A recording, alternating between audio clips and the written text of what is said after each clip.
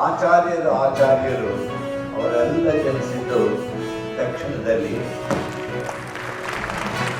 ನಮಗೆಲ್ಲ ಹೆಮ್ಮೆ, ನಾವು ಒಳ್ಳೆ ಆಚಾರ್ಯನ ಕೊಟ್ಟು ಎಷ್ಟೇ ಗುರುಗಳಿದ್ರು ಅವನು ಪ್ರಚಾರ ಮಾಡಿರ್ಬೇಕಲ್ಲ.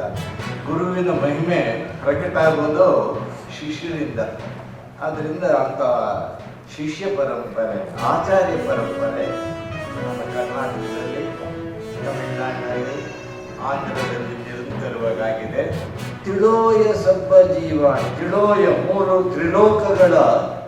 ಮೂರು ಲೋಕಗಳಲ್ಲಿರ್ತಕ್ಕಂಥ ಊರ್ಧ್ವ, ಮಧ್ಯಮ, ಕೆಳಗಿನ ಈ ಮೂರು ಲೋಕಗಳಲ್ಲಿರ್ತಕ್ಕಂತಹ ಸಬ್ಬ ಜೀವಾಣ ಸಮಸ್ತ ಜೀವಿಗಳಿಗೂ ಕೂಡ ಅವರು ಹಿತವಾದಂತಹ ಧರ್ಮವನ್ನು ಉಪದೇಶ ಮಾಡಿ